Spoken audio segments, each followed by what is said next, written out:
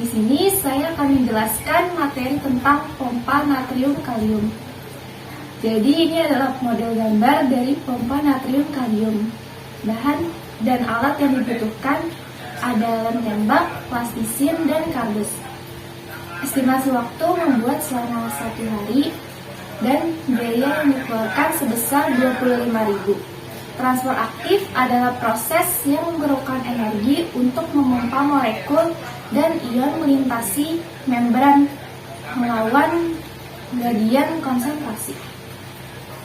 Untuk memindahkan molekul-molekul melawan gradien konsentrasi, protein pembawa akan diperlukan.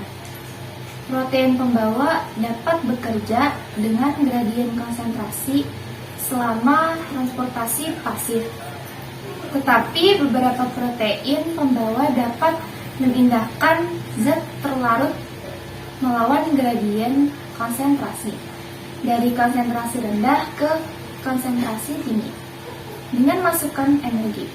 Pada transport aktif, protein pembawa yang digunakan untuk memindahkan bahan melawan gradien konsentrasi mereka, protein ini dikenal sebagai pompa.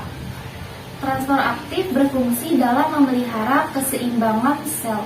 Contohnya yaitu pada proses penyerapan glukosa di dalam usus manusia. Transport aktif terdiri atas pompa ion natrium kalium, kontransport, dan endositosis eksositosis. Pompa natrium kalium adalah struktur protein yang dapat ditemukan di banyak membran sel. Seperti namanya, fungsi utamanya adalah untuk memindahkan ion natrium dan kalium melalui membran.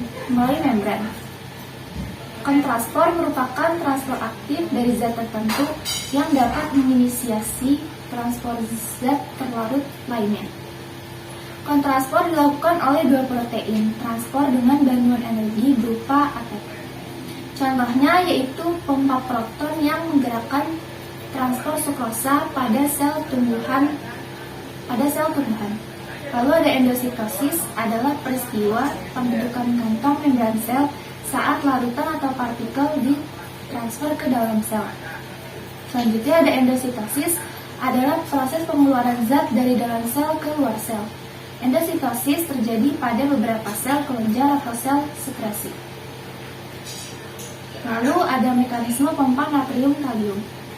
Perpindahan molekul ini menggunakan energi ATP untuk mengeluarkan natrium keluar sel dan bersama dengan itu memasukkan kalium ke dalam sel. Ion natrium dan kalium dengan transport aktif dapat melewati membran sel. Mekanismenya sebagai berikut. Yang pertama, ion natrium terikat pada suatu tempat di protein membran. Yang kedua, ion natrium tersusun dengan formasi tertentu untuk dilepaskan ke luar sel. Yang ketiga, ion natrium dari luar diikat. Yang keempat, hal ini merangsang membran sel untuk kembali ke bentuk semula. Yang terakhir, ion kalium dilepaskan protein membran dan masuk ke dalam sel. Sekian dari saya, terima kasih. Wassalamualaikum warahmatullahi wabarakatuh. Jadi terdapat materi tambahan yaitu gradien elektron kimia. Transport aktif ion melintasi membran menyebabkan gradien listrik akan terbangun pada membran plasma. Jumlah ion bermuatan positif di luar sel lebih besar dari jumlah ion bermuatan positif dalam sitosom. Hal ini menyebabkan muatan yang relatif negatif pada bagian dalam membran dan muatan positif di luar. Perbedaan dalam muatan menyebabkan tegangan melintasi membran. Tegangan adalah energi potensial listrik yang disebabkan oleh pemisahan muatan yang berlawanan. Dalam hal ini melintasi membran, tegangan membran disebut potensial membran. Potensial membran ini sangat penting untuk konduksi impuls listrik di sepanjang sel-sel saraf. karena dalam sel adalah lebih negatif dibandingkan dengan di luar sel.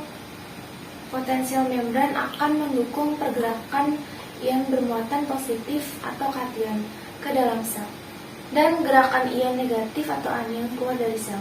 Jadi ada dua kekuatan yang mendorong difusi ion melintasi membran plasma atau ion gradien konsentrasi, dan kekuatan listrik atau efek potensial membran pada ion gerakan.